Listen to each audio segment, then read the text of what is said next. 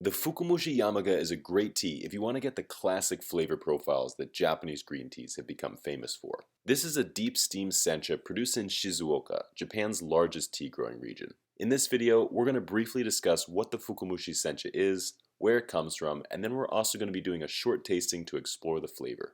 Let's get started. So what is Fukamushi Sencha?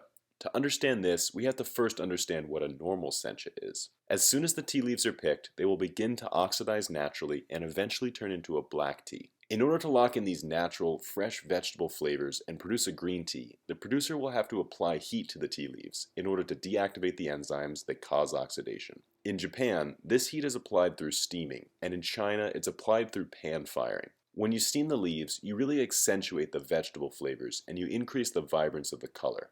That's why Japanese green teas have this bright green color and a steamed vegetable flavor. Normally, the steam is only applied to the tea leaves for between 40 and 80 seconds, but in the case of Fukamushi or deep steam tea, the leaves are steamed for between 80 and 200 seconds. During this additional steaming time, the tea leaves break down, allowing more of the leaf material to flow into the cup. Fukamushi senchas are also particularly green in their color. The reason for this is that after the deep steam tea leaves are dried, they are incredibly brittle and they tend to break off into these small leaf pieces. This creates a rich and cloudy infusion, almost in between a regular sencha and a matcha. The bitterness is reduced during the deep steaming process, and the tea produces more of this round, full-bodied, and almost fruity taste profile. The Fukamushi Yamaga is grown in Shizuoka, Japan's largest tea growing region. Shizuoka is right outside of Tokyo, only an hour and a half by bullet train. The terrain here is quite varied, with some teas being grown on the flatlands and other teas being grown on small mountain tea fields dotted throughout the countryside. The farmers at Satoen grow the Yamaga up in the mountains, nearby the Wadashina River. Here, the tea can be picked and then quickly brought to their production facility nearby, where it can be steamed before the leaves start to oxidize. If we really want to understand this tea, we have to do a tasting of it. Let's brew up a quick pot of the Fukamushi Yamaga and see what we notice. Okay, so what we have here is the Fukamushi Yamaga no Sato, and if we just take a quick look at the leaves here, you'll notice there's some larger leaves, but mostly it's kind of these more fractured leaves, so smaller leaf particles. And that's actually going to come into play when it comes to the brewing of this tea.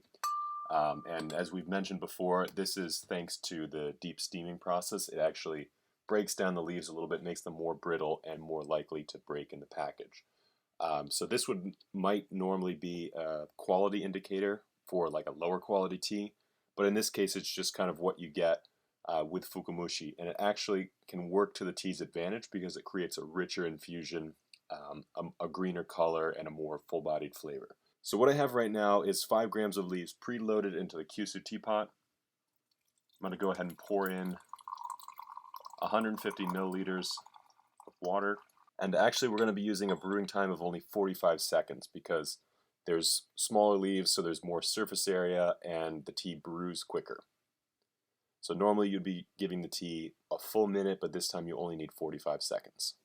So you see here the color of the tea is drifting more into that green direction. So this is pretty common with a Fukamushi Sencha. It's mostly yellow, at least in the first brewing, and it does have a little bit of a tint of this green color, which is from the processing of the leaves. As they have more surface area, more of the tea is kind of flowing into the cup, so you're getting more of that green color. But let's go ahead and have a taste. Yeah, you're really getting this powerful steamed vegetable flavor, a little bit of fruitiness I notice. Yeah, you definitely get this kind of tart berry flavor in the finish. It's not quite blueberry, but it's more like lychee berry, so it's a little bit of this kind of tart, slightly tropical fruit in the finish. But this tea does have kind of a strong body to it, very full-bodied. So this tea does have a strong, full-bodied flavor to it. It's not so bitter. There's actually really no bitterness in this tea at all, not much astringency. It's really just strong on these steamed vegetable flavors with the kind of a tart, fruity finish. You're starting to get a little bit of that savory flavor like you would get with a gyokuro, but it's not quite as prevalent. It's just a little bit in the aftertaste of the tea. It kind of dives in a little bit deeper than a typical sencha would, kind of more into these kind of deep, rich, savory flavors. So let's go ahead and see what happens when we brew this tea a second time, because with a Fukamushi Sencha, you really see this transformation in the second brewing. So this tea in particular, it's very important not to throw the leaves away after one brewing, because when you throw the leaves out after the first brewing, you're really missing out, because the second brewing can be quite interesting in terms of both flavor and the color. So for the second brewing, you only need 20 seconds because the tea leaves are already kind of opened up and it's easy to get them to release a little bit more flavor into the second brewing. So you see the tea becomes much greener in the second infusion. I'm sure that the taste has changed drastically as well, but let's go ahead and have a taste. Oh wow, it's leaning much more into these steamed vegetable notes.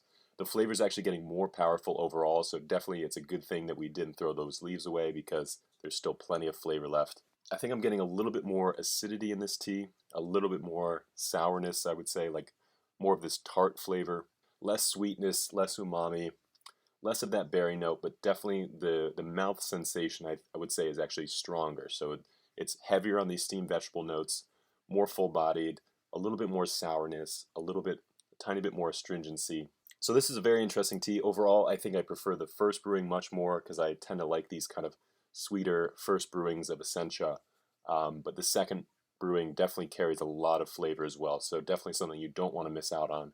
But thank you all so much for joining us on this tasting. If you want to pick up the Yamaga no Sato, you can find it on our website, neoteas.com. And if you have any questions about sencha or green tea in general, please feel free to leave those in the comments below. And until then, we'll see you next time.